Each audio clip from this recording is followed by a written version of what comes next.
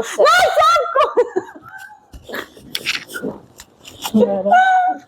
من نرمسم جلو دوربین خیلی سخته. خب حالا این کار الان لایو برادکست که نیست که. به خدا انگار هم با اسکای نیوز صحبت میکنم. گل دوم رو خیلی بد خورد.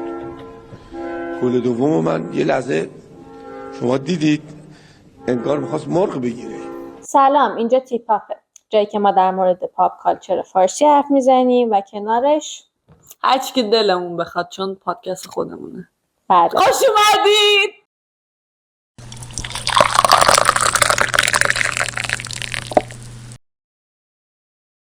الان اولین بار دوربین دیدم یه ذره چیز شدم. خب اشکال نداره. نه اولین بار نیست ولی ستینگ خیلی حرفه‌ایه. من تا حالا تو ستینگ حرفه‌ای اصلا نور نداریم. کجای ستینگ حرفه‌ای رو روشن کن. نه موضوع اون نیست. ستینگ حرفه‌ای الان من باید چراغ مینداختم واسه یه شاتگان. خب بذار درآمدزایی کنیم بعد سابسکرایب کنیم. ساپورت مالی کنن ما رو. ما الان 0 سابسکرایبر داریم، 0 ویور. ایشالله مامان و بابامون میبینن. ناموسن سابسکرایب کنیم. آره ولی مامان و بابامون میتونن محصولات سابسکرایب کنیم. ما پولشو داو نمیزنیم، پروژکتور میخریم. بله بله. شاید اصلا استودیو ما خدایی لایک.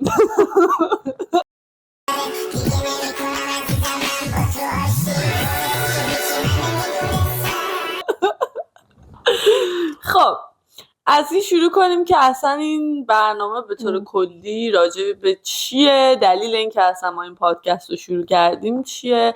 دلیلش در وهله اول حداقل برای ما درآمدزایی نبوده. به درآمدزایی فکر کردیم ولی حالا ما اینجوری ما اینجوری بودیم که خب نظر ما خیلی مهمه، نظر همه مهمه اگه راستشو بخوایم، و اینکه ما دوست داشتیم که نظرمون رو دیگران هم بشنون و اینکه ببین مثلا میگن حرف نزنی نمیگن لالی، به ما میگن لالی. یه چیز دیگه نبود که راجع صحبت بکنی، فقط باید راجع به اون یه چیز صحبت بکنی. شما عقل و هوش و فکرت فقط همونه بیشو. به ما میگن لالی واسه همین. من کلا خفه نمیشم هیچ وقت. کی منو دیدی که خفه شده باشم؟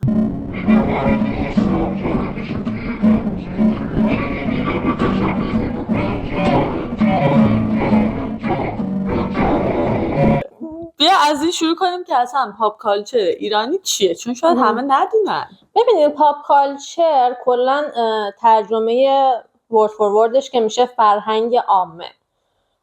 بعد توی غرب خیلی این مثلا بابه و همه چیز مثلا همین چیز سلبریتی ها، این داستان دیدی و بیانسه، اینا چیزیه که جزء فرهنگ عامه. شما برید تو کتاب تاریخ شاید حمله چه میدونم فرانسه به روسیه و شکست ناپلئون رو بخونی، اما در مورد اینکه مدونا که گپ دندونش رو درست کرد نمیخونین.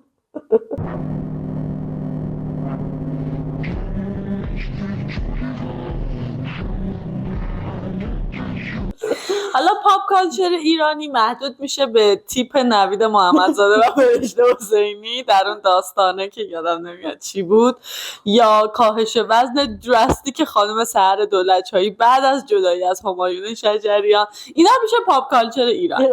رفتم تو سحر قریشی داشتم میگفتم اون با همایون شجریان. سحر قریشی؟ آره یه دقیقه سحر دولت‌چایی با سحر قریشی. نه سحر دولت‌چایی فرق می‌کنه. سحر دولت‌چایی اون همایون شجریان اونی که میگفت بین مزخرفات ولی اون با تسلط بود، جفتشون با هنرمندان بزرگی بودن. فقط یکی از این وقت هنرمند بوده یکی از اون وقت که بخوای فکر کنی بهش. یکی از این وقت هنرمند بوده یکی از این وقت. عالی شد. خب پاپ کالچر ایرانی همچین چیزیه برای کسایی که میخواستن بدونن، ولی خب ما در کنارش چرت و پرت زیاد میگیم چون من نمیتونم روی موضوع بمونم. و اصلا اگه دیده باشی خیلی وقتا میگن که مثلا این برنامه شماست، برنامه خودتونه، ما بدون شما هیچی نیستیم. ما اینو فعلا که داریم بدون هیچ ویوری شروع میکنیم. ما فعلا بدون شما همه چی هستیم. حالا که اینطور شد و کلا برنامه خودمونه، تو هر کار دلمون بخواد میکنیم. مرسی. بعدم که من انقدر خوشگلم لایک کنید. موضوع واحد که نداریم کلا، ولی می‌خواستی در مورد بانک بگی. آها، من چند هفته پیش تهران بودم. حالا اینکه اصلا چرا تهران بودم لوکیشن ما الان کجاست و اینا به شما ربطی نداره، بعدا حدس بزنید. برنامه خودم لوکیشن ما تو دنیای موازیه میش کمک کردم. ولی خب من اول از همه رفتم بانک ملی، اسمشو نمیگم، فقط میگم که نه بذارین از بانک سین شروع کنم تو این مهمه. بانک سین یک بانک خصوصی بود و من یه کاری داشتم که خیلی کار سختی بود و یه جورایی باید دم اینا رو میدیدم و از اونجایی که من اصلا اهل رشوه نیستم رفتم اونجا، شماره رو که گرفتم، دیدی شماره میدن باید بری بشینی، آره. شماره رو که گرفتم شروع کردم لنگان رفتم اونجا. خب بعد به تازگی دکتر به من گفته بودش که من روماتیسم دارم. خب قاعدتا من سیمتوم مثلا چی میگن علائمی ندارم که مثلا زندگی روزانه‌ام بخواد مختل بکنه، ولی من از این موضوع به نحو احسن استفاده کردم. لنگان رفتم. طرف اومد و اینا گفتم که کارامو بهش گفتم و زن اول گفتش که نه ما نمیتونیم این کارو تو این شعبه برای شما انجام بدیم. دیگه من شروع کردم آی من دیابت دارم، آی من روماتیسم دارم، آی من نارسایی ریه دارم، تو رو خدا به کار من برسین. مامان بابای من بعد از 12 سال بچه دار شدن، من دنیا اومدم تو رو به مادرم رحم کنم. حالا سن خر پیرو داری الان اونجا نشید پیدا در بردم. فقیرم غریبم کمک کن نمیرم. دوباره ایشون اومدن. تو خوبی، تو پاکی، بزرگی، سیبیلو. کار من انجام دادم. بعد از بانک سین متوجه شدم که توی بانک‌های خصوصی، غیر خصوصی، نه خصوصی، بانک خصوصی، آره دولتی داریم و خصوصی. آره. یه بانک خصوصی باید یه کاری کنی که بهشون درآمد برسید. حالا میگم چرا. بعد از این رفتم بانک ملی که یک بانک دولتیه، همین کارو اونجا هم داشتم. دوباره همین بازی رو در آوردم و جواب نداد. گفتم خب من باید شرافت انسانی رو زیر پا بذارم و اولد فشن برم جلو. رفتم یک شعبه دیگه در همون بانک و به جای اینکه لنگان برم و ادای مثلا آدمای داغون و مجبور و بیچاره رو در بیارم، رژ قرمز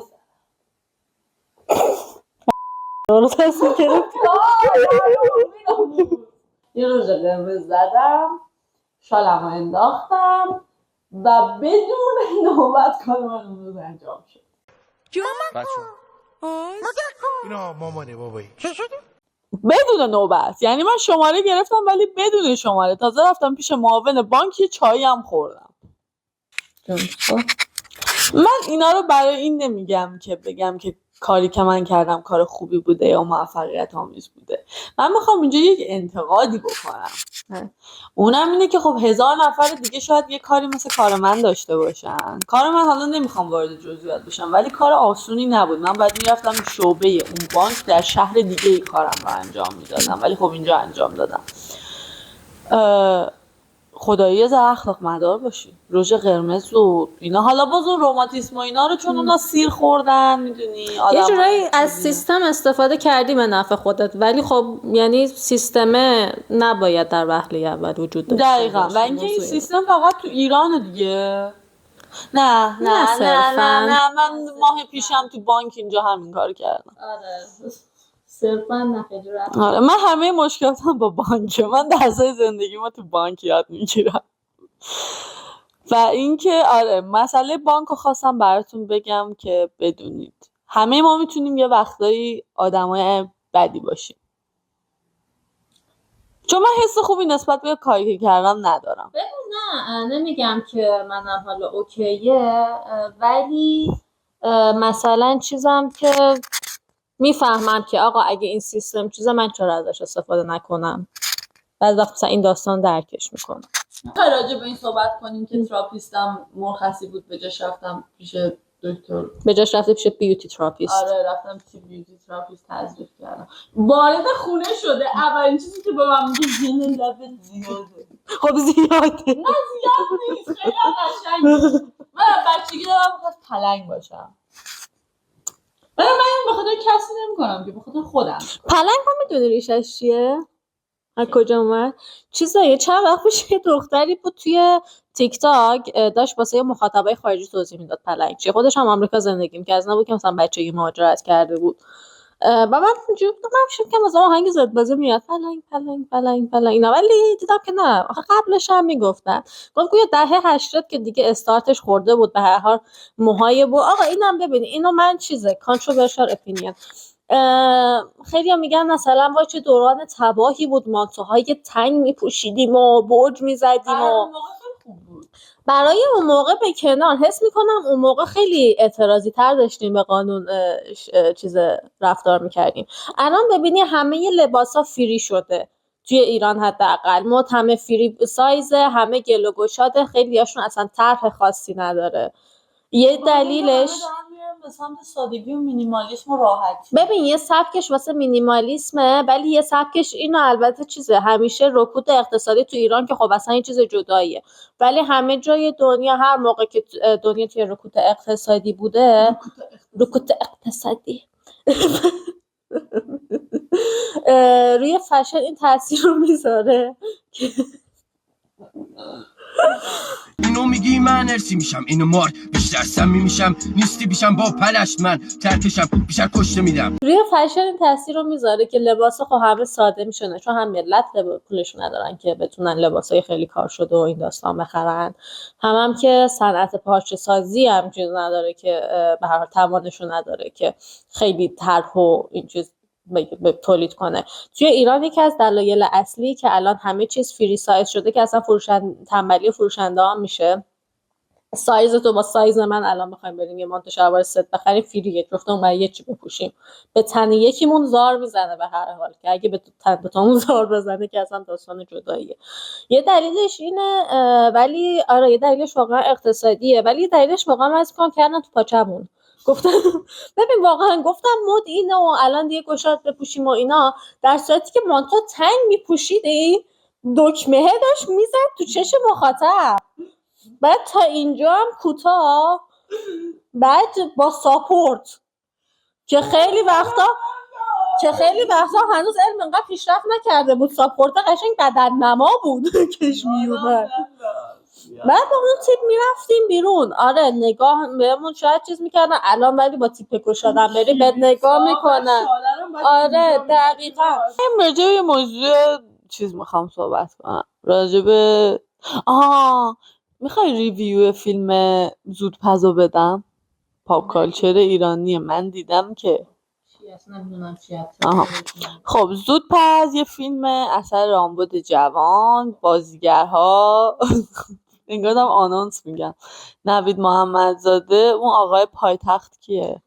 محسن تنابنده.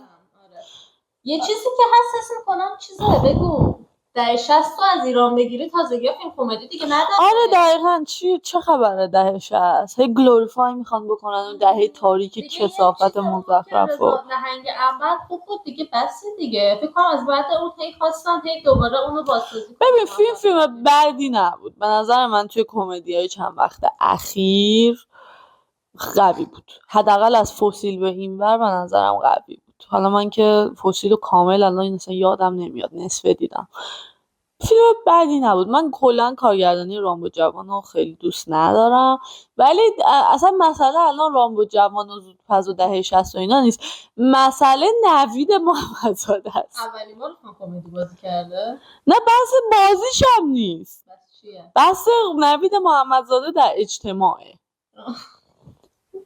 نوید محمدزاده چی میپوشی داداش؟ نوید محمدزاده این دوباره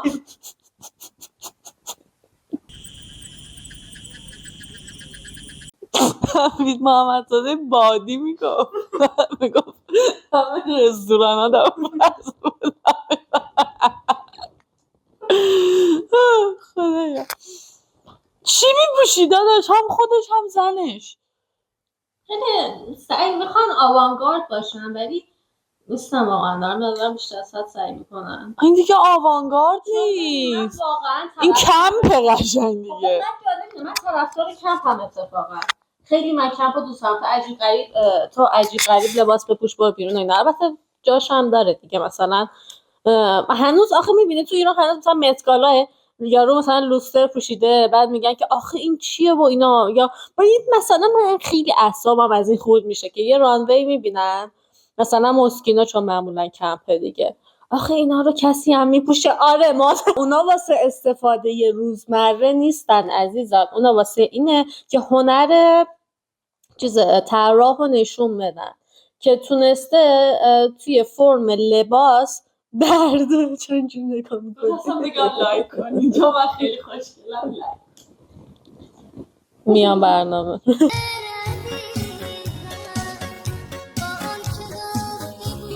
چون که هر آقا مثلا طرف نقاشی میکشه، تو نقاش میگین که اومده خب هنرش رو روی نقاشی نشون، اون هنرش رو آقا داره توی فشن نشون میده. قرار نیست هر چیزی که رو رانوی رو ملت بپوشن و بوش برن سر کوچه ماست بخرن. مرسی. اصلا همشهری من اصلشون چی شد اون؟ لطفاً پسرای دهاتی و بدتیپ نیان تو پیج من. مرسی.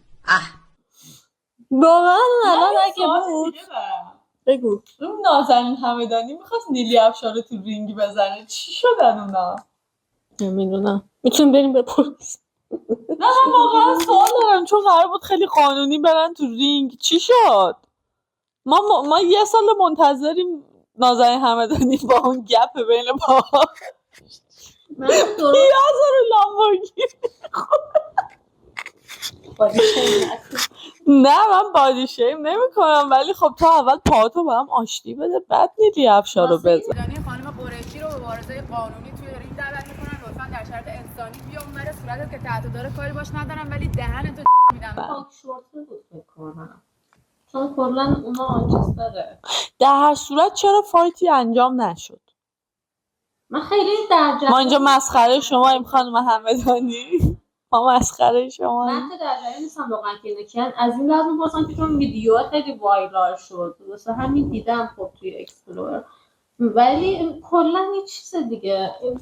الان اینو در نظر داریم موضوع دعوا عوض شده. دقیقا واسه همینه که میگم برنامه خودمونه و در مورد درج خودمون. آقا آدم تو جمع معمولی هم همینجوری نمیاد کنفرانس نیومدیم که. همدانی اگه این ویدیو رو میبینی این فایت ما چی شد؟ من خواستم تیکت بخرم. ما ساپورت میکنیم، گزارش میدیم اصلا. ما وحشی خیلی.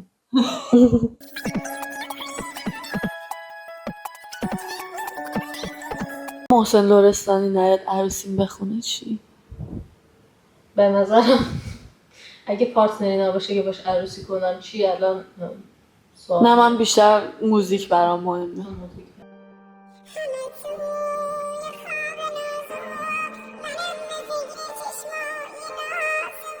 بود واسه فرستادم میذارمش بچه ها توی ادیت ببینین. یه مراسمی بعد دیدی قشنگ پاستل تور میاد تو گنگی میاد، بعد از اول اسکناسا رو میزنن سره.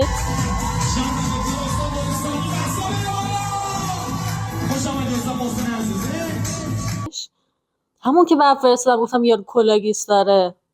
یادم نیست و خیلی برام چرت و پرت میفرستی. ببین من رابطم با بهاره رو همین روزها ممکنه که قطع کنم. اکسپلورش خیلی سمه و با من شیر میکنه. از اکسپلورت خستم بهاره. ازت خستم. اکسپلور چیه؟ اکسپلور. You know, I'm so happy. Thank you to work hard and finally. خراب کردی تو همه چیز خودت. خدای آهنگ خوبیه بابا، شما گلزار دست گرفتی. خدای آهنگ بد نیست. بکن کپی رایت بخوریم.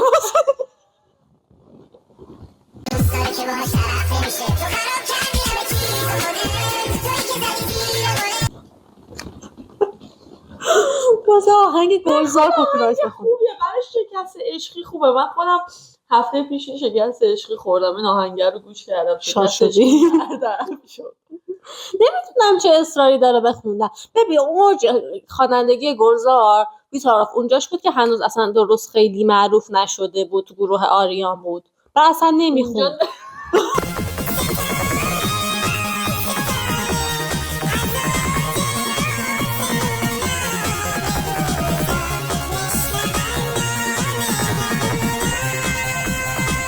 دهه 80 هم خب دیگه واقعا دهه 80 فقط گلزار مهناز افشار بود دیگه. هر فیلم میدیدی خوب محمد هم بودم. من واقعا کلاغ پرشون رو دوست دارم هنوزم. من واقعا هم بازیش حالا نمیدونم بگم رو استانداردهای اون موقع بد نبود، اون موقع ولی بازیگر به نظرم بهتری واقعا بد نبود. اون موقع بازیگر بهتری بود. الان اما دیگه اخیرا نمیدونم چرا اصلا خوانندگی به نظرم از اولش هم نباید میرفت روش، خیلی چیز نبوده. ولی بازیگریش هم نمیدونم در 80 اوکی بود ولی خیلی بد شده اخیرا. مثلا گلزار تو اون فیلم با حامد بهداد اسمش چی بود مال حمید نعمت‌الله، بوتیک. گلزار تو بوتیک خوب بود. یه توییت بود میگفت تو بوتیک گلزار به گلشفت فرانی گفت چقدر میخوای از ایران بری؟ گفت 500 تومن. گفتش هم با هم کریم. خدایا. آره ولی گلزار نمیدونم چرا اینطوری شد. بعد فنای گلزار واقعا من اینطوری هم که بچه ها فن BTS شین، به سنتون هم میخوره. آخه میدونی مثلا دخترای 15-16 ساله کل دیوار رو کرده عکس گلزار، خودت هم واسه من میفرستی اونا رو دیگه. من ترجیح میدم فن گلزار باشم تا BTS. نه به درز شکست عشقی میخوره. گلزار محسن لرستانی منطقه یک. آره هاته. آره اون فیلم که بهت داشتم بهت میگفتم ببین طرف گنگتور محسن لرستانی میاد تو بعد اینطوریه که آره یادم افتاد. بعد اون یارو آره من یکی هست اصلا هیچ کی تو کامنت ها نگفته بود دقت روش نیست. یه آدم مرد میان سالیست کلاگی سرشه طوری نیست ولی کلاگیسه خیلی کلاگیسه، یعنی 2 سایز کنم و کلش کوچیکه مشکین تر کلاقی بعد به سن یارو نمیخوره مایستاده بالا سر محسن لرستانی دهیک.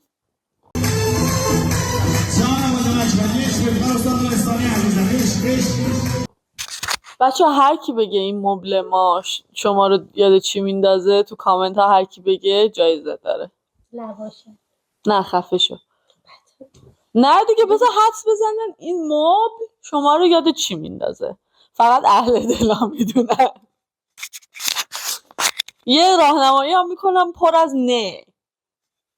اوکی. آره دیگه اینم از چیز ما سلام بر حسین چقدر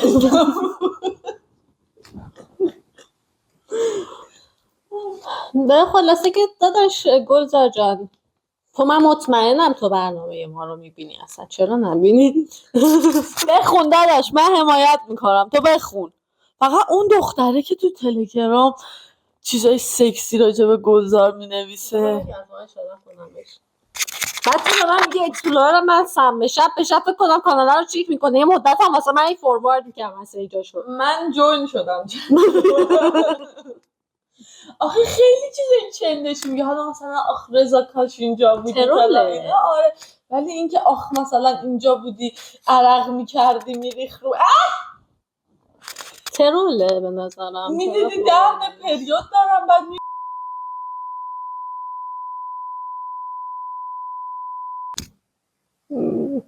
آقا شاید وازکتومی کرده.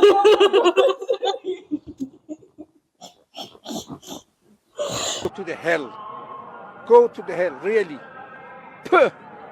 مهمترین شخصیت توییتر از نظر تو کیه؟ از نظر تو رو میدونم نظر خودم خیلی چیز نه نظر خود. چیز ندارم واقعا ندارم. از نظر من سعید بلمونت. من به خاطر سعید بلمونت اصلا الان من به خاطر سعید بلمونت توییتری شدم. البته من توییت نمیذارم. آره نه میخواستم توییتاشو بخونم. آره خب بریم سراغ بعدی بگیریم و گرم شد. چه کیلن حالا مناطق محروم.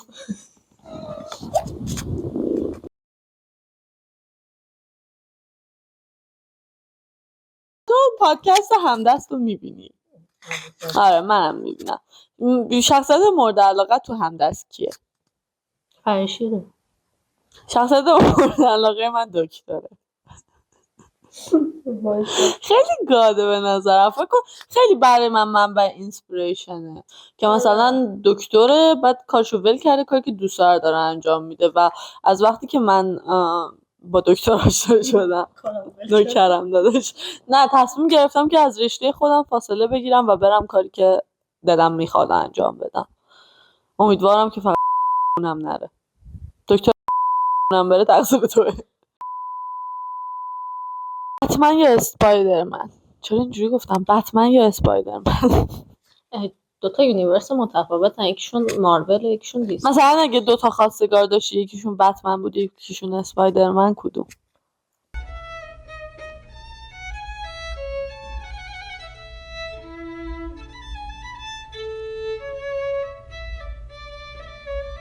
بتمن خیلی پول داره ولی خیلی دقت کردیم بتمن اولین نپو بیبی جهان بوده؟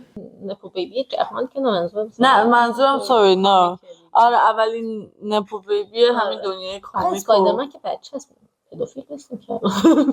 اسپایدرمن کجا 15 ای بابا بچه.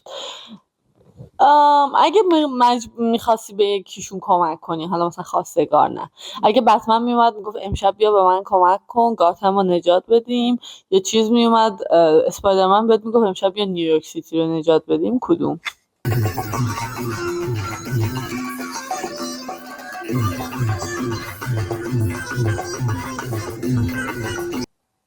نیویورک سیتی فکر کنم خیلی قابل هندل تر گاتام باشه.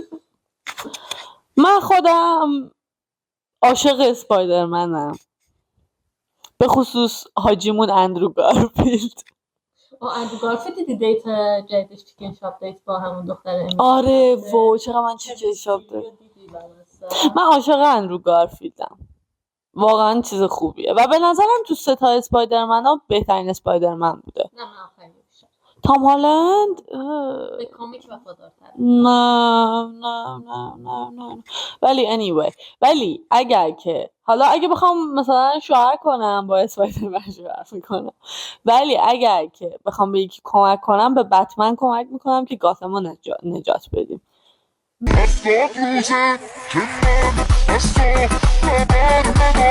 من که ولی سوپر چون من تا حالا گاتم رو نشیدم. به نجاتش میخوای بدی؟ خب میریم نجات بدیم، میبینیم دیگه. روزا که کار نمیکنیم، شبا کار میکنیم. روزا میبینیم، شبا کمک میکنیم. روزا میریم سایت سینگ، شبا کمک، فقط کمک. سگانه بتمن نولان رو دیدی؟ سایت سینگ نداشت کلا که تو بود سر تو این سگانه بتمن نولان. من یکی رو بگم ببین بنده خدا بلاکی دیگه طرف عاشق کلا که توی دنیای کامی خیلی چیزه. چرا میگی؟ نمیشناسیشه بنده خدا. من بگم چیزو میگی؟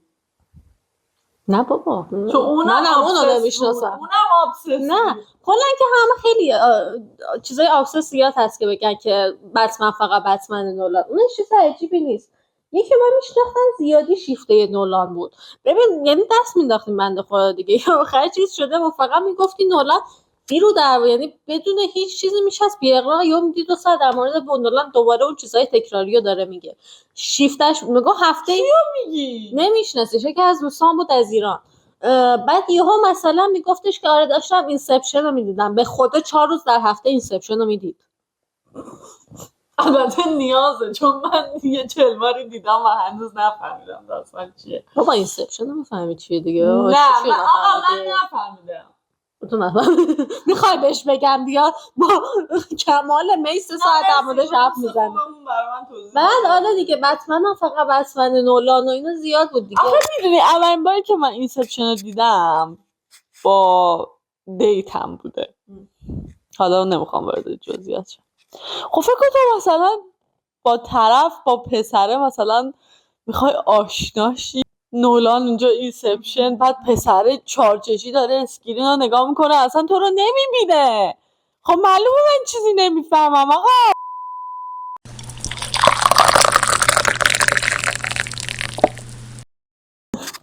مرسی که نگاه کردین. البته اگر نگاه کردید اگه دوست داشتین لایک کنین، سابسکرایب کنین، زنگوله رو بزنین، ما رو به دوستاتون معرفی کنین. ما هنوز پیج آفیشال اینستا نداریم ولی اونم در دست احداثه، چون من که کار از من بر نمیاد. من اینجا فقط کارا رو این میکنه.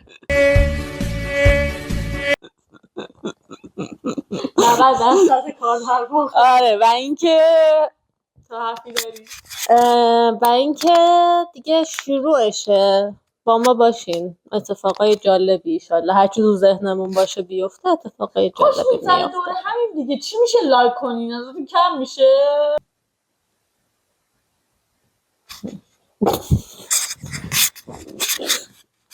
جمع کن بابا من دیگه همینایی که نگار گفت، لایک کنید، شیر کنید و ما رو به دوستاتون معرفی کنید و تا قسمت بعد مراقب خودتون باشین. بای بای. خداحافظ.